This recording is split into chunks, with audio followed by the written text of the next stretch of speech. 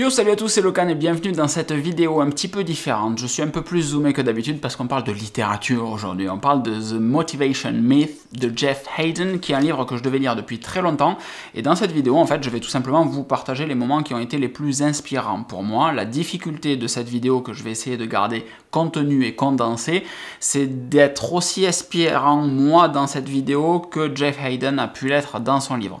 C'est un vrai gros challenge, mais on va essayer de le relever ensemble. Et pour faire en sorte que les prochaines vidéos en mode fiche de lecture comme celle-ci soient plus intéressantes ou mieux tournées, plus attrayantes pour vous, je vous laisserai dire dans les commentaires ce qui peut être amélioré selon vous. Le cadrage peut-être, la lumière, les plans de coupe, tout ce qui peut manquer, n'hésitez pas à le dire dans les commentaires afin que cette chaîne soit un petit peu plus sympa. La première citation qui m'intéresse vraiment, elle parle des personnes qui sont souvent surprises quand elles arrivent à atteindre leurs objectifs. Jeff Haden nous dit « Pourquoi ont-ils été si surpris par leur succès ? Parce qu'ils étaient occupés à faire. Ils ne se sont pas concentrés sur ce qu'ils n'avaient pas, ils se concentraient sur le travail à accomplir jour après jour après jour pour arriver là où ils espéraient aller. » Durant tout le livre, Jeff Haden insiste réellement sur ces petites étapes qui sont très importantes, ces petits quick wins là qui vont vous permettre d'arriver à l'objectif final. Mais oubliez l'objectif final, concentrez-vous sur chaque petite étape. Une tranche de satisfaction, d'épanouissement et de bonheur peut être trouvée dans la réalisation,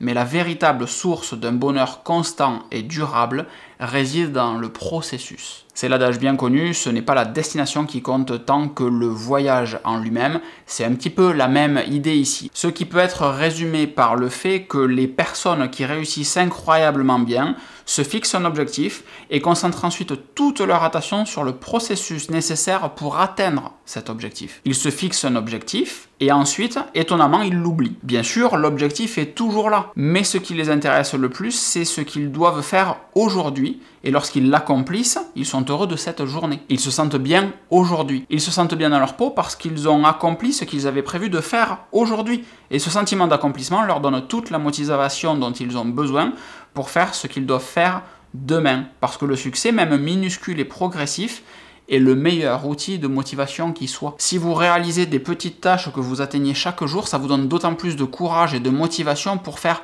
un petit peu plus demain, ou peut-être même juste la même chose, mais pour continuer à répéter ces actions. Quand vous regardez rétrospectivement votre journée et que vous avez accompli différentes actions, la journée semble bien remplie. Vous avez envie de faire la même chose demain. Et c'est comme ça qu'on atteint des objectifs. Une phrase que j'aime beaucoup aussi quand on parle de procrastination, Jeff Haden dit « Tout le monde procrastine. Trouvez-moi quelqu'un qui ne procrastine pas et je vous montrerai un robot. » Tout le monde procrastine. Et c'est comme les échecs, le passé n'est qu'un entraînement, il ne nous définit pas. Mais un passage que j'aime réellement beaucoup concerne les généralistes, car ils trompent le bon sens en général. Quand on me demande ce que je fais dans la vie, que j'indique être manager informatique et un créateur de contenu sur internet, pour ne citer que ces deux choses, souvent la réaction des gens n'est pas celle à laquelle je m'attends. Dans la tête des gens, quand on fait plusieurs activités, c'est parce qu'on n'est pas suffisamment bon pour n'en faire qu'une seule. Alors qu'en réalité, on est tous multiples, on a des passions, on a des choses qu'on aime bien faire, des choses dans lesquelles on est bon, et c'est juste idiot de se limiter à une seule chose. Jeff Haden nous dit « Soyez un professionnel de la réussite en série. Adoptez votre « et ».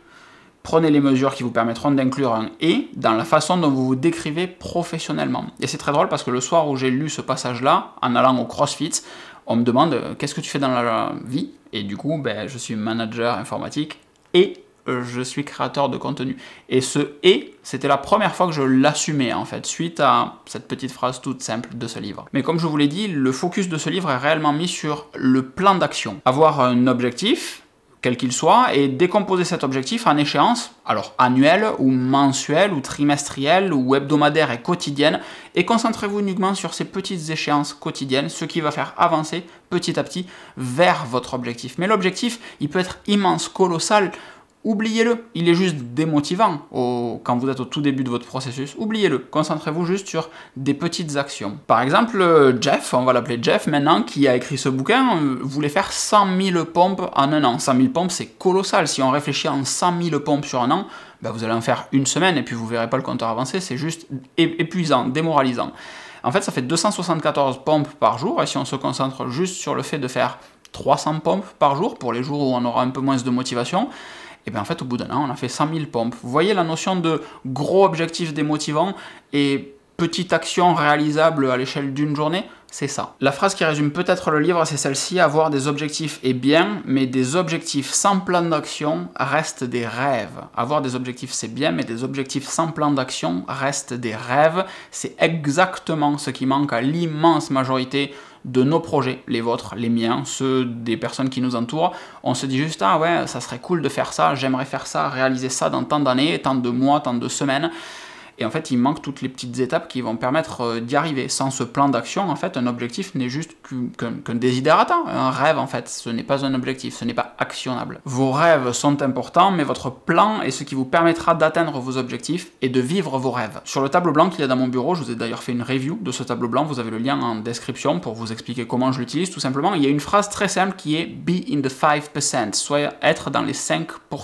Et cette phrase, elle est lourde de sens pour moi, parce que ça ne veut pas juste être quelqu'un de particulier qui rentre juste dans 5% des cases, ça veut simplement dire que pour atteindre ce que 5% des personnes peuvent atteindre, il faut aussi accepter de se comporter comme seulement 5% des gens, et pas comme 95% des gens.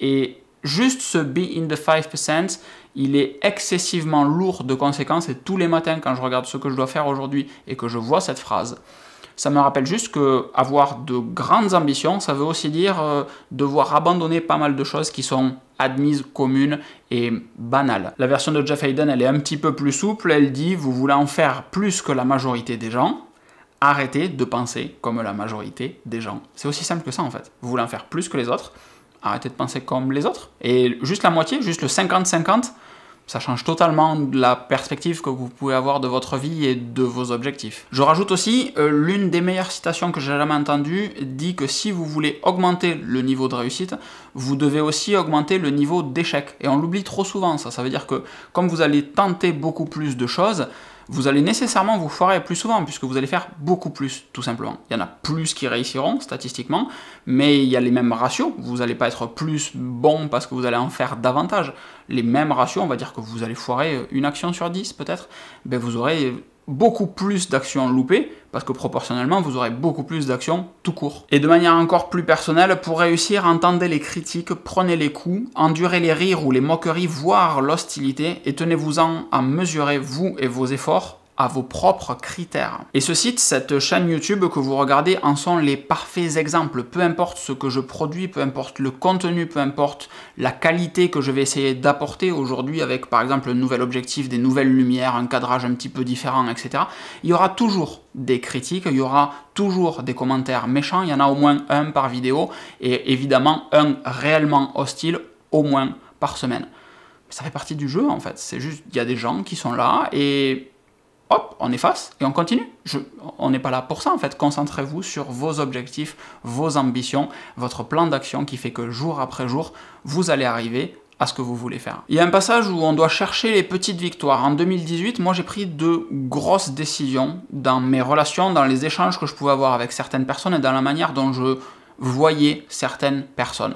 Et ça me rassure d'une certaine manière de voir que je ne suis pas le seul à avoir cette vision qui peut paraître dure parfois et que je vais vous évoquer maintenant. Certaines personnes ne font que prendre et ne donnent rien. Certaines personnes gaspillent du temps et de l'énergie que vous ne pouvez pas vous permettre de perdre.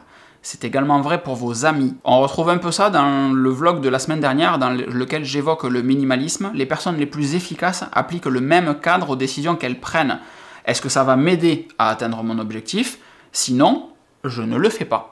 Il y a une autre approche qui est d'un autre livre dont je ne me souviens pas du nom. Si ce n'est pas un vrai oui, alors c'est un vrai non. Si ce n'est pas un 9 sur 10 ou un 10 sur 10, bah alors c'est un non, tout simplement, si ça ne satisfait pas à ce niveau d'exigence. Tout ce qui compte, encore une fois, ce sont les petites victoires, toutes ces marches, toutes ces étapes qu'il faudra franchir pour atteindre vos objectifs. Disons que vous devez prendre la parole lors d'un événement. Votre objectif est d'être le meilleur orateur de cet événement. Vous n'avez pas besoin d'être aussi bon que Steve Jobs, vous devez simplement être le meilleur orateur de cet événement. Vous devez vous démarquer des autres orateurs, vous devez être spécial d'une certaine manière.